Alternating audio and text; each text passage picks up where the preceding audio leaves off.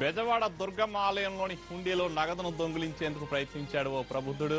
వెంటనే అప్రమత్తమైన సిబ్బంది అతన్ని పట్టుకుని అతని దగ్గర నుంచి నగదును స్వాధీనం చేసుకున్నారు. విజయవాడ చిట్టి నగరకు చెందిన శివప్రసాద్ అమ్మవారి దర్శనం కోసం ఇంద్రకీలాద్రిపైకి వచ్చాడు. దర్శనం అనంతరం అంతరాలయంలో ఉన్న హుండీలో నుంచి డబ్బులు తీశాడు. ఈ విషయాన్ని పసిగట్టిన దేవస్థానం స్పెషల్ ప్రొటెక్షన్ ఫోర్స్ శివప్రసాద్ అదుపులోకి తీసుకున్నారు.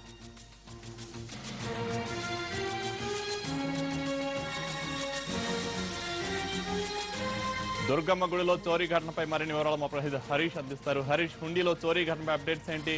అధికారుల స్పందన ఏంటి దీనిపై?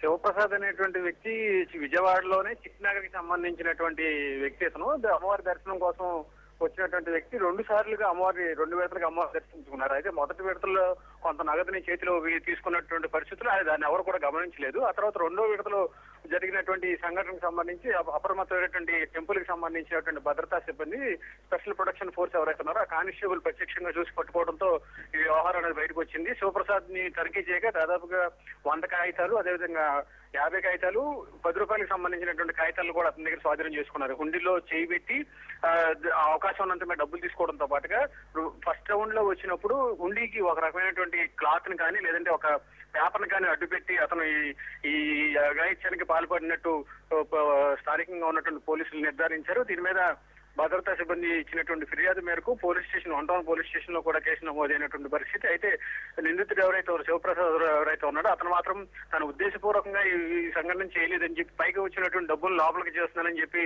మాటలు చెప్పడం మీద కూడా పోలీసులు ఫిర్యాదు నమోదు చేసుకుని విచారణ చేస్తున్నారు. కళ్యాణ్. Thank you Hari.